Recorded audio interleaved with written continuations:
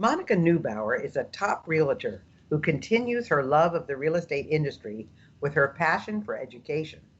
For nearly 15 years, Monica has been helping people move in the Nashville and Franklin area, and that's, of course, in Tennessee. Her achievements over these years have led her to receiving the Realtor of the Year award for 2015 from the Williamson County Association of Realtors and the SRES, which is a Senior Real Estate Specialist Outstanding Service Award by the NAR in 2014. As an avid learner, she's always learning new things and applies them to her teaching and business. She's a national instructor and teaches for realtor associations around the country. Choosing to live life without regret is one of her decision-making filters. This leads to excellent adventures like motorbike rides in Thailand, swimming in deep and interesting places in Mexico, and frequent detours to interesting places. Well, Monica, you sound like a woman who has the world by the string. What can I say? Welcome. Thank you, Gail. I appreciate it. It's my pleasure to be with you. Well, I'm well familiar with the real estate industry because my husband and I were involved in it for many years, and you probably have no clue, but I used to own a real estate school, believe it or not, and so I'm really familiar with the industry, and I'm familiar with NAR because I've done a lot of speaking for them and for the Real Estate Appraisers Association and so forth. So we're kind of linked in that way. But you said that you do these things because it helps you live a life without regret. So was there something significant that happened in your life that made you choose to live that way? There totally was. And it happened when I was really young that just got it to stick in my mind. I was raised in Tennessee, but my cousin lived in California. And I went out to visit her in the summer. I was about 16, and we were going backpacking in Yosemite with her church youth group. So it was about, 10 or 15 kids. And I will say this is the only time I've ever gone backpacking. So there are some adventures that are worth repeating and some that aren't. But we were backpacking in Yosemite, which was so awesome because you get off the main trails that the park just leads you on. And we arrived at the Half Moon, I think that's what it's called, that great big rock edifice with the, where the sides clipped off of it. And some of the kids were going to go climb it. And they said, hey, you want to come? And oh my gosh, we'd been hiking. I was so tired.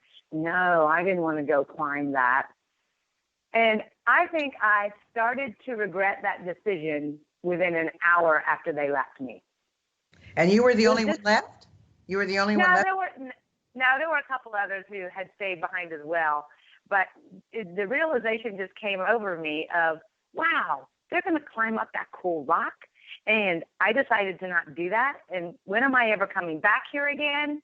And I just got sad that I had passed up such a cool opportunity and I didn't know if I'd ever have it again. And to this day, I've not had it again. I mean, I could create it, but I think even now they don't even. You didn't. Yeah. So that has been a thought that has always been in my mind. Whenever I've had an opportunity to do something, would be, am I going to regret not doing this? And well, it's true. It's so very true.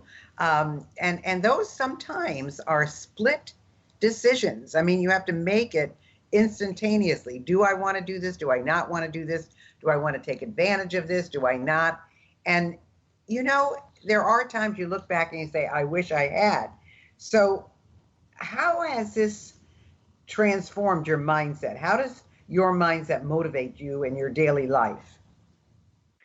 Well, when an opportunity comes up, and they come up all the time, and you're exactly right about having to make a quick decision, I think to myself, is this something that I will regret not doing?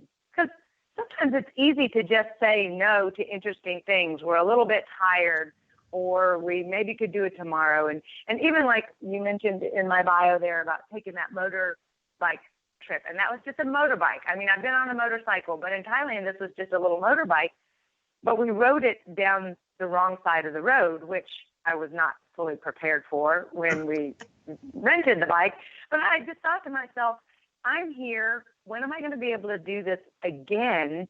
I might as well jump in and take the adventures.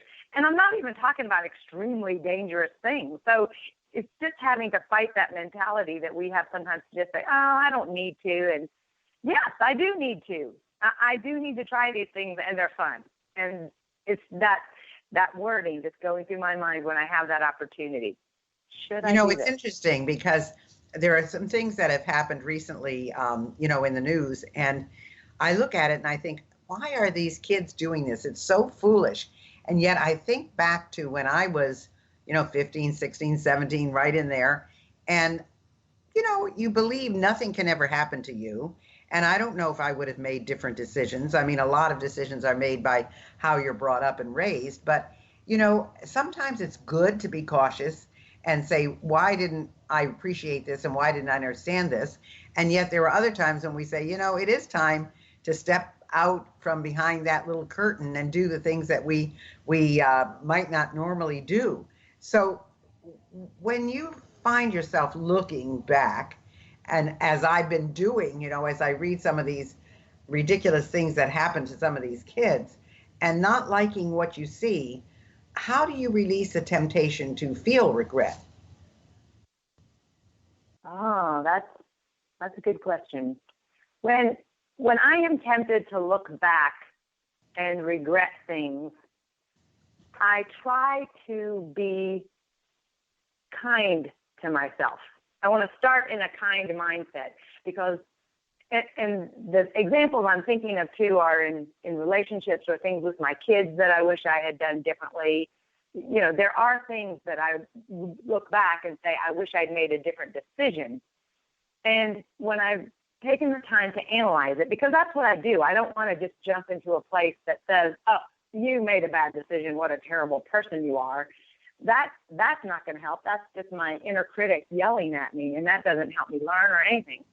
So I do take time when something is tempting me to regret or hard feelings to analyze what was going on in my life at that time. What were the bases that I used to make the decision? And did I make it too quick? Was there some fault making in my decision making process, or was that really the best decision at the time? And I just wish the consequences were different.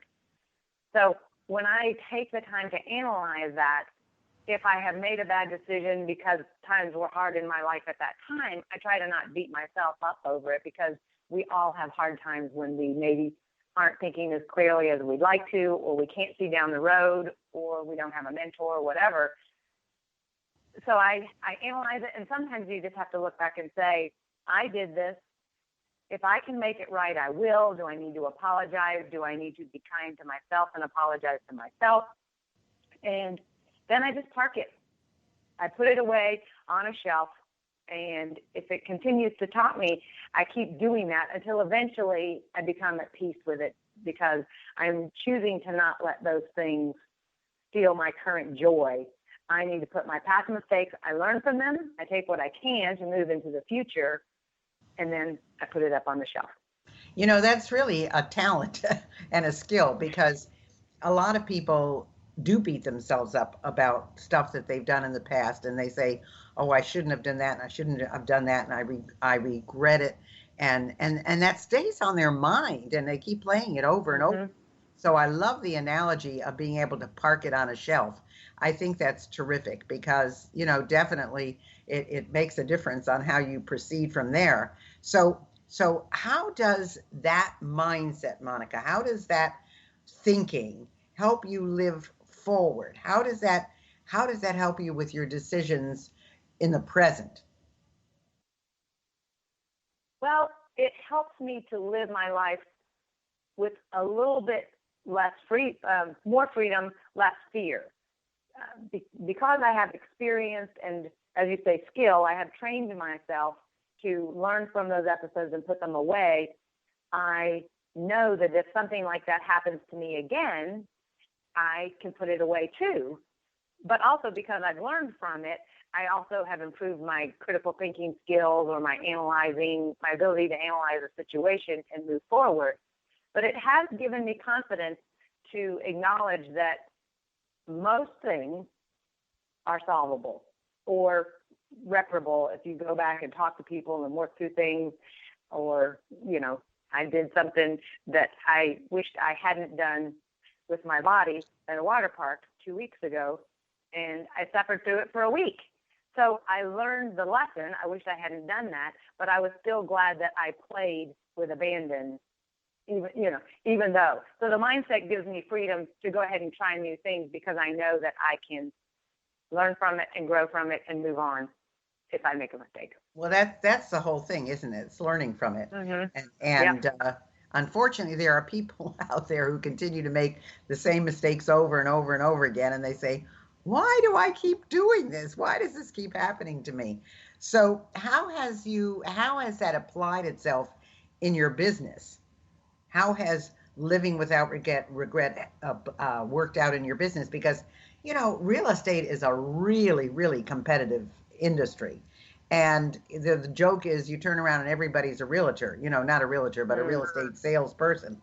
So, there may be 3,000 licensed real estate people where you are, and maybe 1,000 are active, So how does that manifest in your business?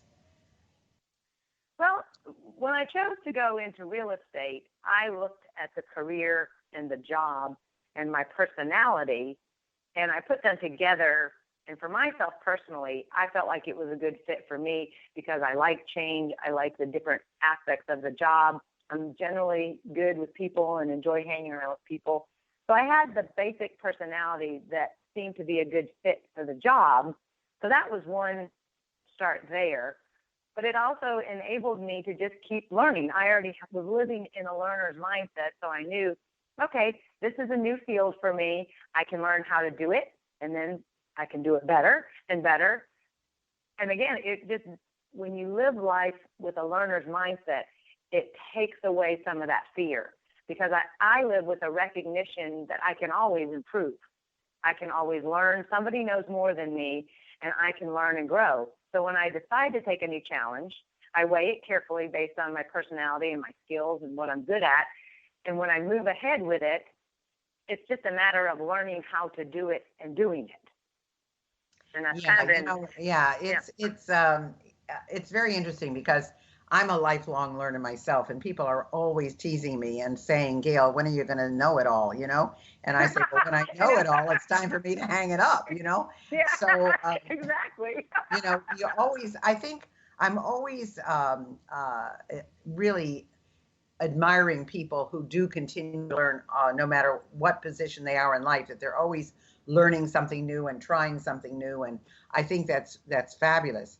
And I'm sure that there are certain things that you've learned that you wish had gone differently. So what are some of those like?